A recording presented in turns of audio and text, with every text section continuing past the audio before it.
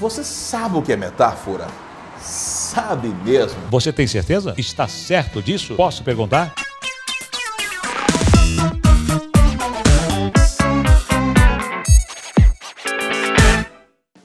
E aí, beleza? Eu sou o Adriano Alves e vou falar com você sobre a construção da metáfora. E por favor, não pense que irei falar de metáfora só porque é figura de linguagem, só porque cai em prova. Não é só por isso não, criatura.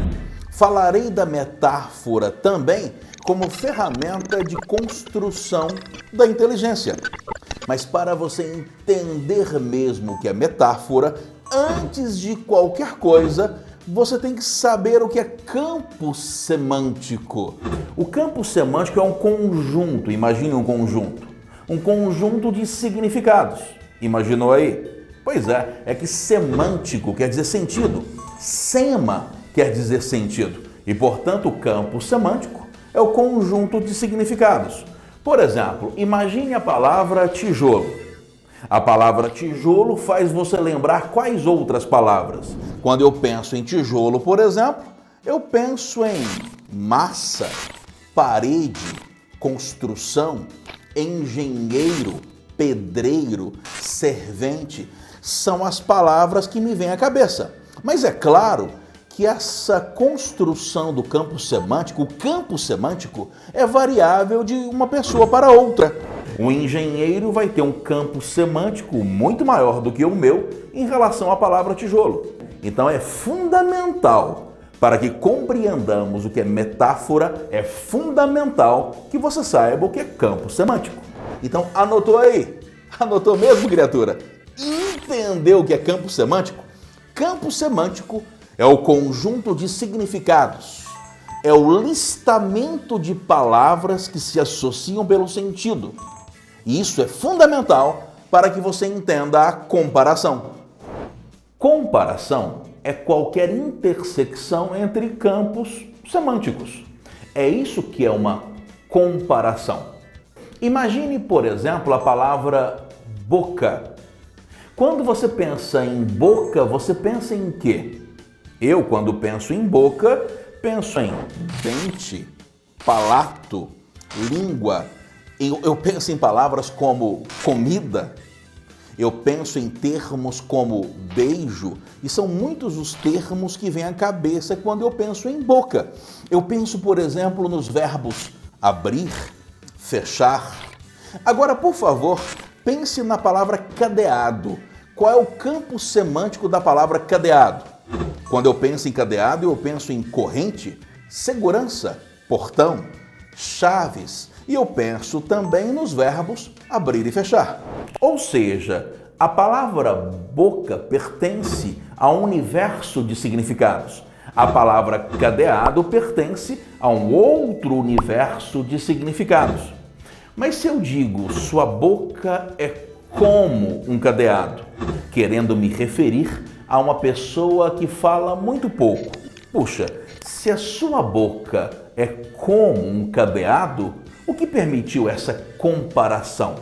O que permitiu a comparação foi justamente o fato de boca e cadeado pertencerem a universos distintos, mas universos distintos que se tocam em um ponto. Professor, o elemento comparativo tem que ser o é como? Tem que ser a palavra como? Não. Há várias possibilidades. Eu posso falar que a sua boca parece um cadeado, que a sua boca lembra o cadeado, que sua boca é que nem um cadeado. O que nem é bastante oralizado, é uma marca de oralidade, mas bastante utilizada. Igualzinho. E olha o tanto que, nesse caso, o diminutivo é um reforço para dar a ideia de que realmente a sua boca e o cadeado são mesmo muito parecidos. Então guarde isso, por favor. Toda comparação é uma intersecção entre campos semânticos. E preste atenção, hein? Vou falar de dois conceitos de metáfora. Um conceito mais simples, que nós usamos aqui no ensino médio, que é esse aí, ó. Metáfora é uma comparação mental. E o outro conceito, aristotélico, mais completo, que vem lá da Grécia Antiga mesmo, que diz que a metáfora é uma comparação mental que leva a uma substituição. Preste atenção, por exemplo, naquela frase de que falávamos agora há pouco: sua boca é como um cadeado. Agora imagine a seguinte transformação: sua boca é um cadeado. O que você acha? Isso é uma afirmação? Mas é uma comparação. Porque não tem como você entender isso ao pé da letra, né? Sua boca não seria um cadeado de verdade. Nesse caso, eu leio a afirmação, mas interpreto mentalmente a comparação. Mentalmente eu faço a intersecção de que a boca e o cadeado têm um ponto em comum. É isso que permite que a frase sua boca é um cadeado seja uma comparação mental. Beleza? Fechou? Tranquilo? Imagine aquela situação típica em que o pai chama a atenção da filha. Abra esse cadeado, minha filha, querendo falar boca, se eu disser isso. Agora, além de o elemento comparativo ter desaparecido, o elemento A foi substituído pelo elemento B. Essa é a verdadeira metáfora. E nesse caso, nós temos uma metáfora tão eficaz, uma metáfora que foi tão precisa, que permitiu que a palavra boca fosse substituída pela palavra cadeado. E é isso que quer dizer metáfora, né? Meta quer dizer além, fora quer dizer sentido. Na metáfora, o sentido da palavra vai além da própria palavra.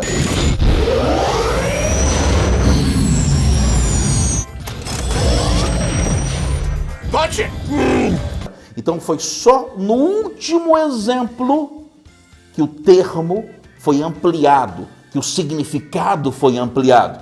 Anotou aí? Tranquilo? Compreender a profundidade disso é mais do que acertar a questão do livro, questão de vestibular, questão de Enem. É muito mais do que isso. Compreender o processo mental de construção da metáfora é entender, por exemplo, a linguagem não verbal, é tornar-se capaz, por exemplo, de fazer associações. Você vai estudar, por exemplo, mitologia e dá de cara com Pégasus. Puxa, a própria construção imagética do Pégasus é metafórica. É uma intersecção entre um cavalo e um pássaro. E as pessoas inteligentes são aquelas que fazem intersecções o tempo todo, que são capazes de estabelecer relações entre conteúdos diversos. De repente você está estudando história ou filosofia, termina lá o século XIX e começa o século XX.